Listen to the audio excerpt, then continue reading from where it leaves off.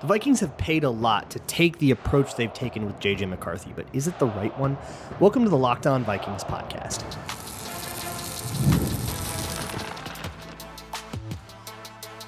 You are Locked On Vikings, your daily Minnesota Vikings podcast, part of the Locked On Podcast Network, your team every day. What's up, everybody? Welcome to the Locked On Vikings podcast, where we're always trying to learn something new. It's part of the Locked On Podcast Network, your team every day. And thank you so much for making Locked On Vikings your first listen of the day every single day. You can catch Locked On Vikings on Amazon Music every day, ad-free as well. Today's episode is brought to you by Gametime. Download the Gametime app, create an account, and use code LOCKEDONNFL for $20 off of your first purchase.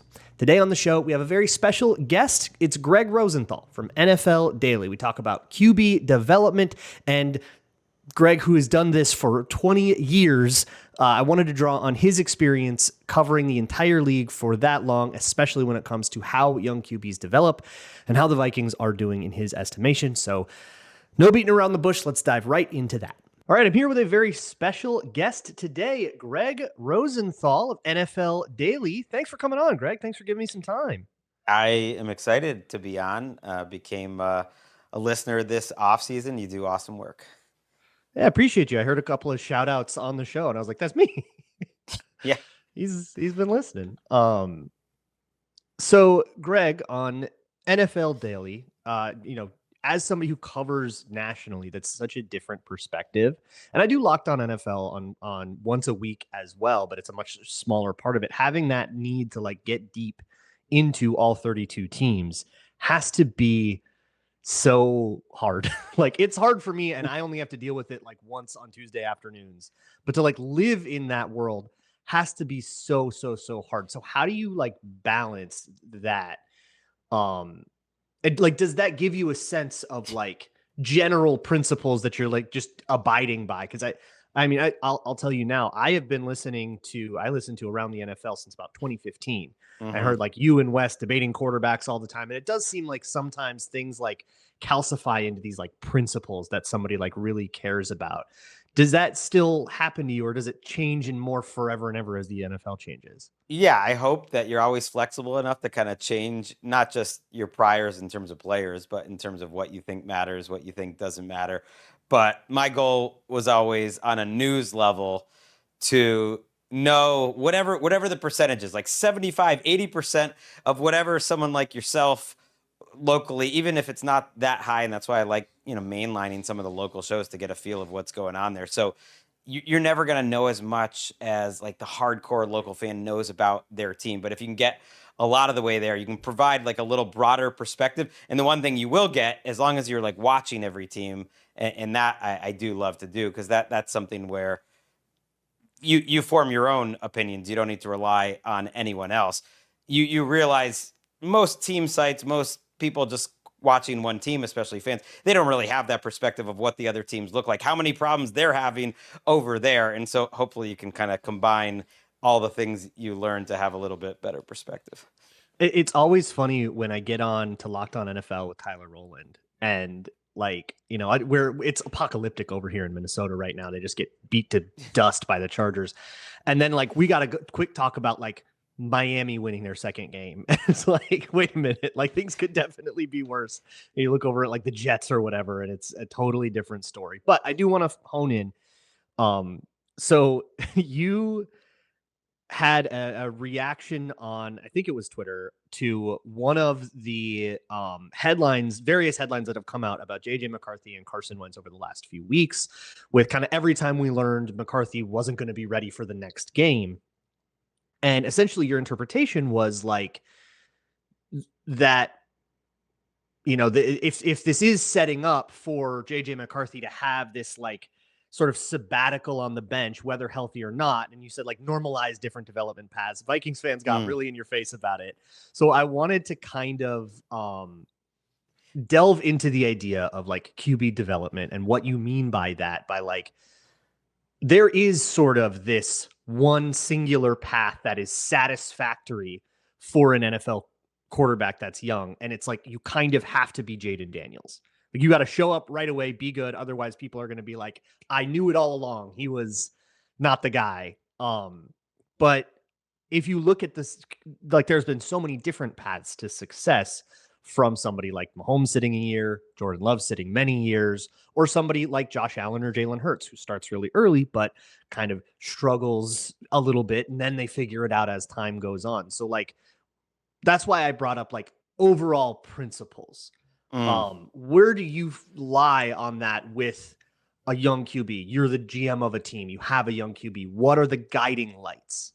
Obviously, the goal is to get them ready to play competently as soon as you can, so that you can see it. But every case is so different. Every environment is so different. Their ages are so different. Like, he's 22 years old, and I think that just can't be forgotten. Like, watching Drake May, for instance, last week, like going up against Cam Ward, and I'm thinking, well, he's younger than Cam. Like, he's still younger than Cam Ward. He's going to play Michael Penix this year. He's still younger, like by 3 years than Michael Penix. And JJ McCarthy is like another year younger than him. And so I think that needs to be kept in mind, what the situation is around him. And then you got to trust in the coach and the staff to just kind of evaluate where he is. Obviously, it was all systems go to push JJ McCarthy to be ready for this season. It's not like there was any doubt about that, the way they attacked their backup quarterback situation, or didn't, over the offseason kind of indicated. Rolled in with Sam Howell and then right. cut him.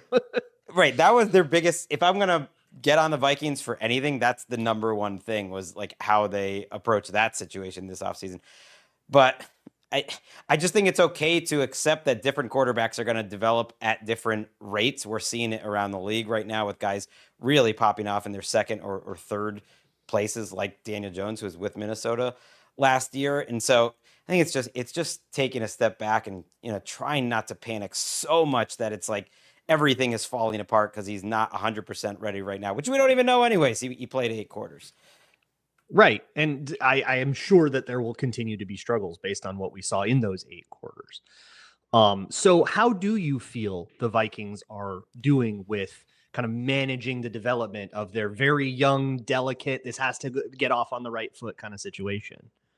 Well, it's going really poorly. I mean, I can, it's obvious, but it's only partly because of McCarthy. The bigger factor, I think, on a team that, won 15 games a year ago, but was also good the year before. So O'Connell's established a really high level, like, baseline of just what the team's going to be. And right now, between the injuries and the play of the offensive line, between the defense being okay instead of great, there just isn't as much wiggle room, I think, for JJ McCarthy to be a lesser part of the team. You kind of need the quarterback to really step up and play right now, and that's not an ideal situation, especially when it comes to the offensive line. So you don't think that they've taken, or I guess the question is, how do you feel about the approach that they tried to take, where he obviously gets hurt the first year, you can't do anything about that. Then you walk into the second year and go, all right, JJ, you are the guy.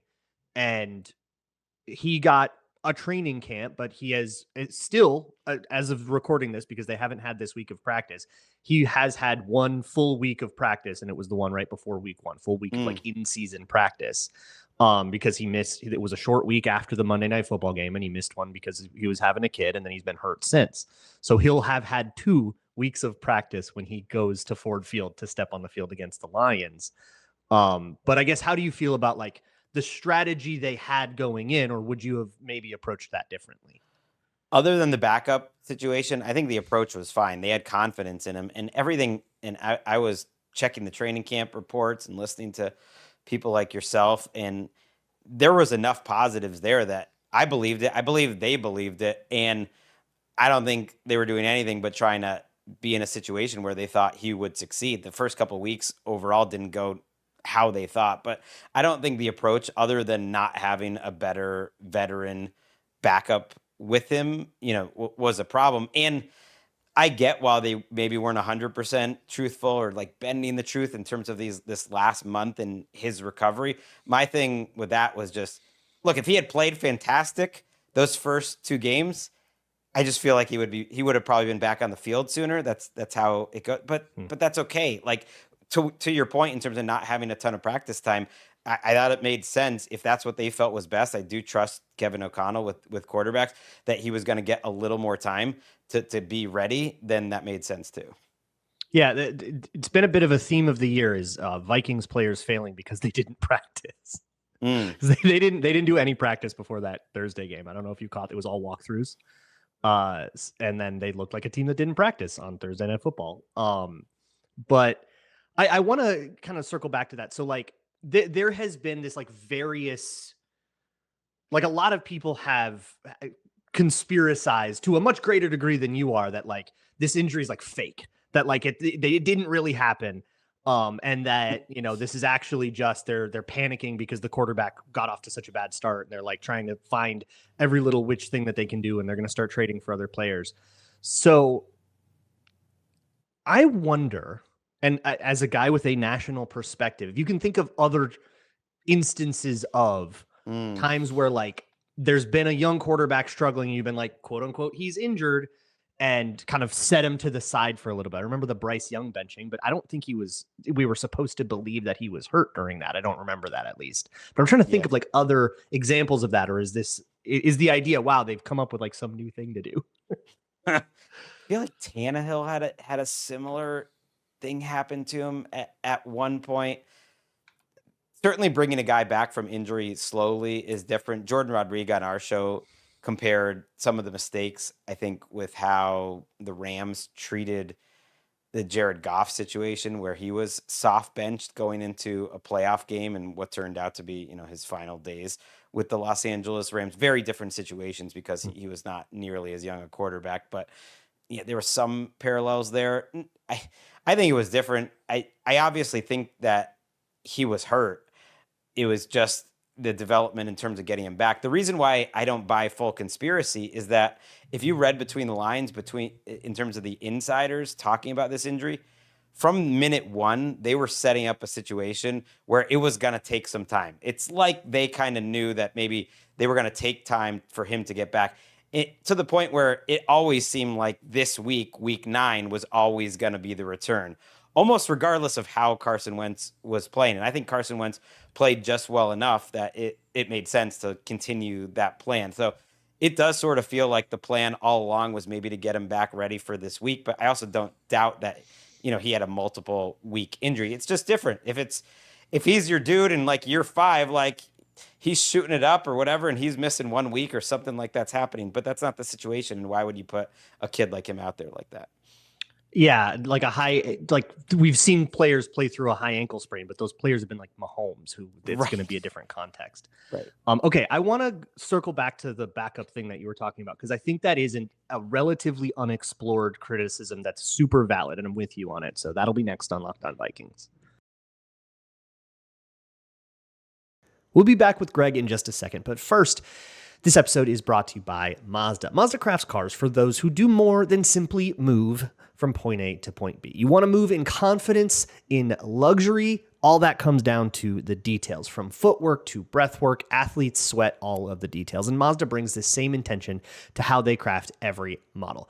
They deliver confidence with every ride. They have more IIHS top safety pick awards than anybody else. They can make everyday drives feel like anything but, from smooth handling to intuitive controls, feeling like you look good with their Japanese craftsmanship that you can see in every detail, and available Nappa leather upholstery.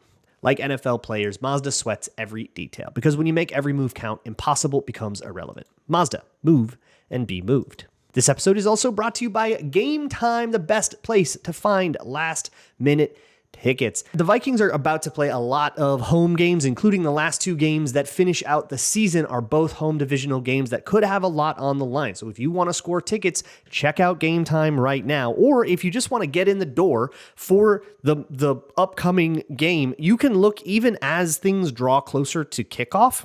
If I were to pull up the Gametime app right now, you could see that the get in the door price for Ravens at Vikings, the next upcoming home game, $136 if you're buying 2 tickets at a time. Those are great prices for US Bank Stadium, and the app makes it super simple to pull that up. It's faster, cheaper, and way less stressful than any other way to buy tickets. And The price you see is the price you get. That's not in there. That does include every fee. There's no hidden nonsense that's going to surprise you at checkout. So download the Gametime app, create an account, and use code LOCKEDONNFL for $20 off of your first purchase. Terms apply. Again, that's promo code LOCKEDONNFL for $20 off. Swipe, tap, ticket, go. Download Gametime today. Moving on here with the Locked On Vikings podcast, here with Gregg Rosenthal of NFL Daily. Greg, you mentioned something earlier in the show about, the big critique being about how the Vikings approached backup quarterback. And I'm with you on that. Not necessarily in, well, they should have got someone to compete with JJ McCarthy, which maybe would have been great if Daniel Jones had taken their offer instead of the Colts offer. Maybe that would have led to a different situation. But I'm with you in talking more about they went through the first wave of free agency without a backup on the roster. They had just McCarthy and Brett Rippon, who they would eventually cut on the roster for a while, and then traded for Sam Howell in the draft and had just way too much confidence in him. Ended up cutting him as well, or trading him away to the Eagles for peanuts. So that left them kind of floundering. They end up signing Carson Wentz, who's been sitting on his couch all offseason, could have been with you in camp, could have had a much different time, and then had struggles that were based on that. They ran simplified plays because he's only been here for 3 weeks. And then, of course, the injury issues piled up on that as well.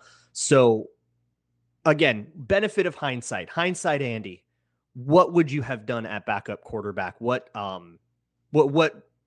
move do you wish they made? It's funny because the options were messy, I'll admit. You had Daniel Jones in the building.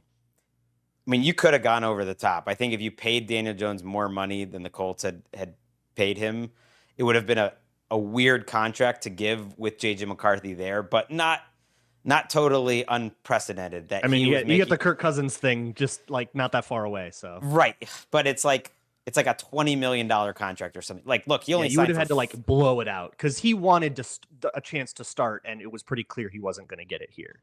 Yeah, and so maybe it would have been impossible because Daniel Jones only gets $14 million, which is 6 less than Justin Fields, for instance, made, and 25 less or whatever it turned out to be, less than Sam Darnold made, for instance. But the options were messy. It was going to be him or Aaron Rodgers, which would have been interesting, or if you just think about who else was on the backup market, someone like Jacoby Brissett or Jameis Winston. I'm trying to think of a better fit for Kevin O'Connell, but Joe Flacco called him. Joe Flacco would have. Joe been a Flacco called the Vikings and they hung up on him, but that's the one I keep thinking about.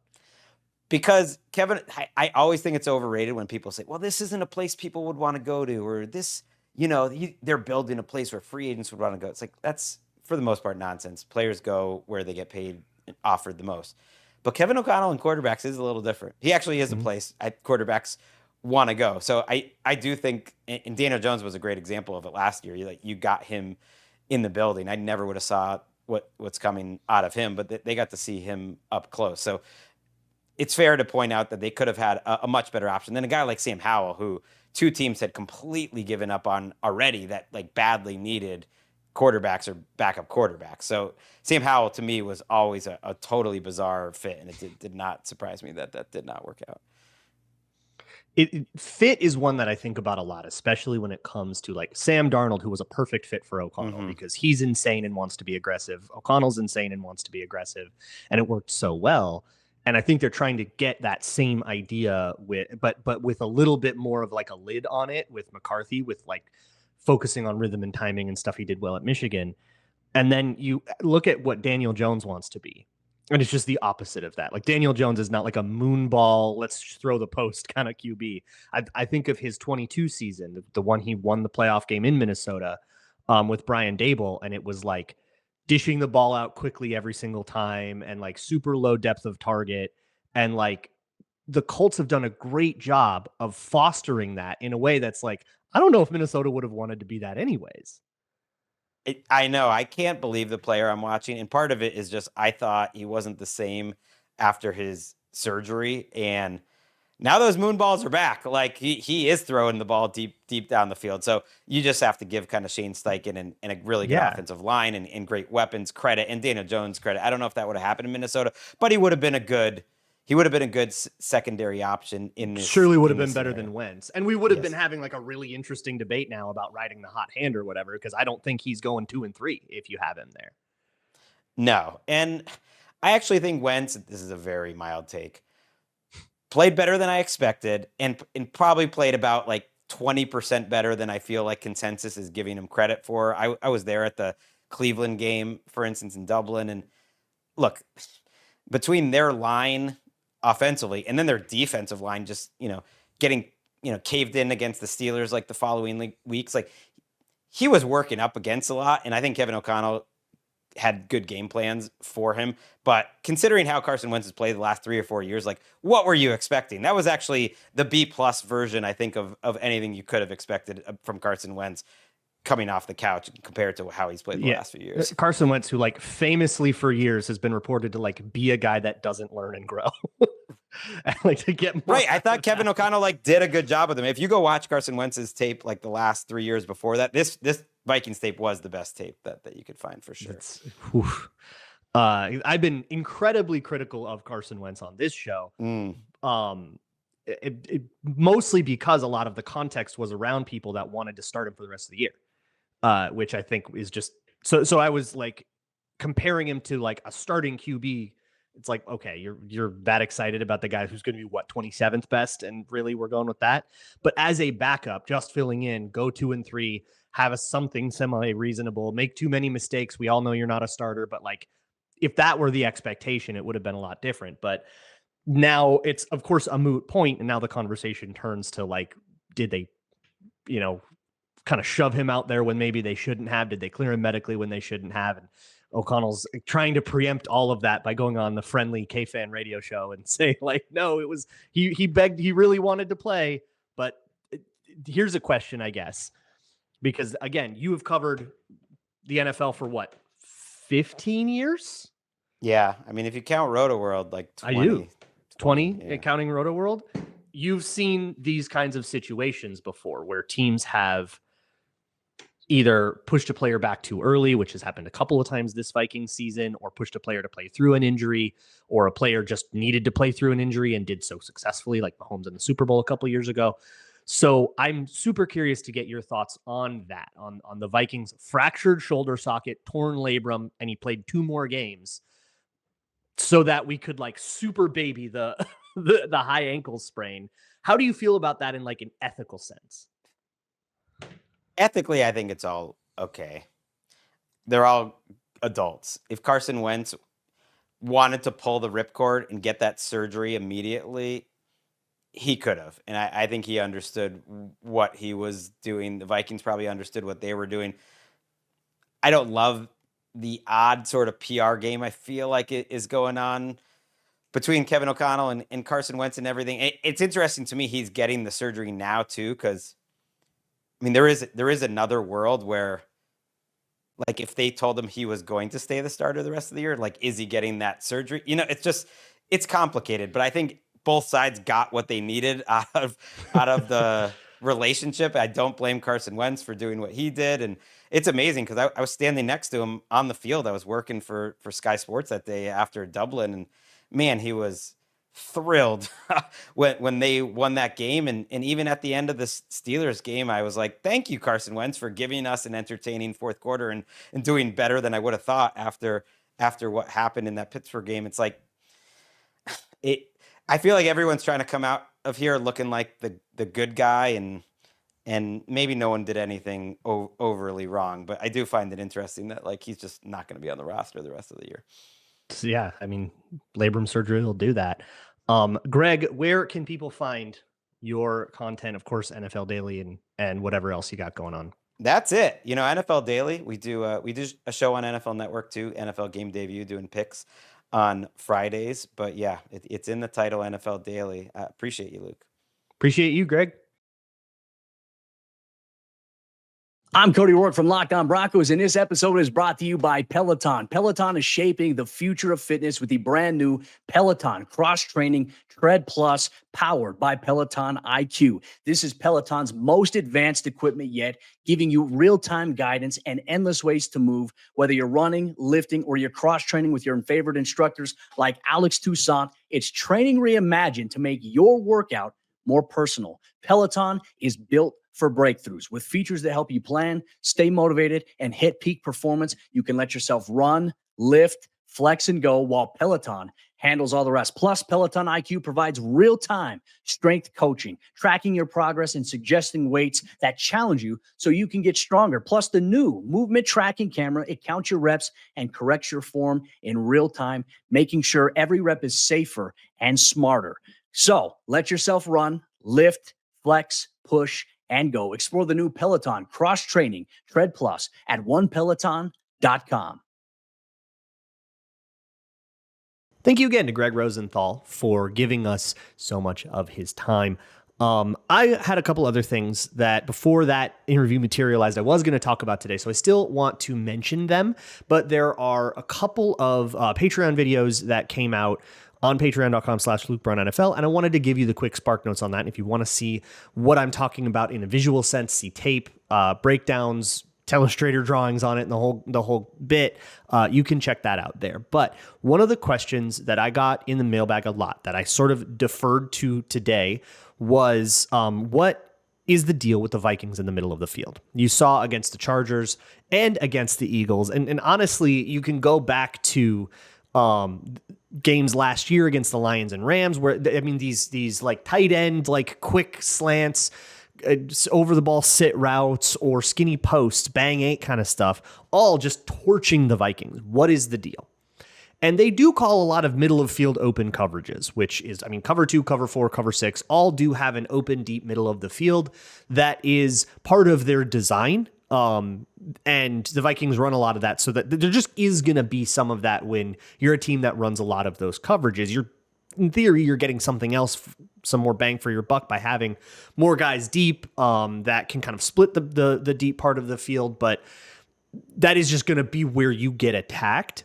The problem that the Vikings have had recently, and I mean like in the last game, in the Chargers game, is how they actually set up underneath.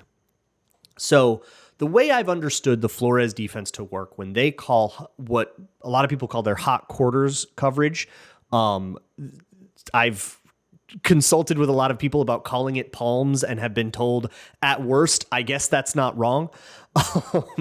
So I'll call it hot palms. Their hot palms coverage, which is a 6-man coverage. That's the hot part. So you're sending 5. It's part of a blitz package. And it's quarters. So you have 4 deep zones, and then you only have 2 guys left to cover everything underneath. Those guys, because underneath routes happen quickly, those guys can't split the field in half like deep players can. They have to essentially pick, am I going to play to the inside or play to the outside? And the Vikings have always had those guys play to the inside.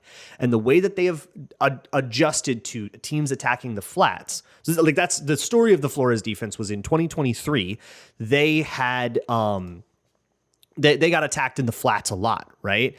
And that was how the Bengals got them really bad, and then the Lions got them really bad later in that year twice. I think that happened right in the whiteout game. If you're with Nick Mullins and stuff, the Packers got them too. And so part of their fix for that last year was to essentially tell the corners, yeah, you do have a deep responsibility, but if nobody's deep and you see something in the flat, go trigger on it and get it. So they sort of are reading, and they have this like half deep, half shallow responsibility. The Eagles attacked this with double moves. They made something look like it was going to the flat. Isaiah Rodgers jumps on it, and then you beat him over the top. And a bunch of explosives happened in variations of that kind of like spatial manipulation. And so the Vikings appear to have tried to answer that against the Chargers by having their actual underneath defenders, the hook linebackers, or people who are simulating pressure, dropping further to the outside to try to help those corners out. And what that does is that means that they part like the Red Sea and the middle of the field is wide open. I believe that this was a bad idea. I get what they were trying to fix. If I'm indeed correct about what they were trying to fix, seems like a response to the Eagles game to me. But I am also just a podcaster, and I'm going pretty far out on a limb here in terms of my own interpretation of what went wrong in all of these games. And coverage is certainly not my strong suit. So please, please, please take me with a grain of salt. But it feels like it is a response to the way you lost last week has become the way you lost this week. And that can't keep happening.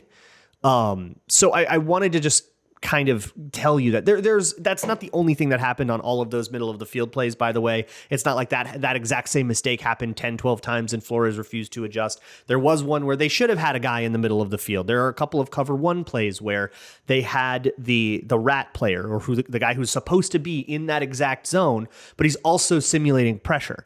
So he's taking a step toward the quarterback and then backing off, but he's late to back off. Or in one case, he didn't back off at all and looked like he was spying the quarterback, which if they were calling like cover one spy, I think that's just a bad play call against Justin Herbert because he loves to throw over the middle of the field. Why would you take that guy out of the coverage to stop him from running? You need that guy to play that rat zone, that underneath middle zone, and then also spy at the same time. Have your eyes on the quarterback and be willing to go make that play, but you need him to drop into his zone in the first place. Otherwise, you're just kind of taking guys out of the coverage with no benefit because he's not blitzing either. And there was a play where that kind of thing happened. And then there were a lot of problems with like contain lanes and stuff that I go into in the video. The other one I did was about Jalen Redmond. That one went up seconds before I started recording tonight. So go check that out if you haven't already. But essentially, the conclusion of that game is I don't really see a world where it is justifiable to let Jalen Redmond out of this building. He needs to be extended, and they need to pay that man. I know there's like cap issues and stuff, but honestly, a contract that you would pay a guy like him wouldn't be that prohibitive, and you could always backload it to kind of kick in after the 2026 cap crunch when you have a little more space in the next couple of years. But that man is first off, he is the best defensive tackle on the Vikings, and I don't really think you can construct an argument otherwise right now. Javon Hargrave has been fully benched, and I wouldn't be surprised even to see him dealt at the deadline because they're not using him right now. He is playing like a quarter of the snaps, if that, right now. He is a bench player that costs a lot of money. That's like huge trade deadline bait. And by the way, with the trade deadline coming up, by the way, and everybody's going to ask, hey, who should they trade for? Who should they trade away? And a lot of that comes from the idea of like, there are buyers and there are sellers. You know, if you're a good team, you're a buyer. If you're a bad team, you're a seller. That's not really how the trade deadline tends to turn out. I mean, you just saw the Patriots, who are very much in the thick of the playoff race, trade Kyle Duggar away. It has nothing to do with how their season is going right now. That's a very like NBA approach to the trade deadline. And the NFL is not the NBA. The NFL's contracts are different. Kyle Duggar, that's probably because they weren't going to get a contract done with him. And so they're only trading 8 games away from him, and they're getting, 4 years of team control on whatever draft capital they got.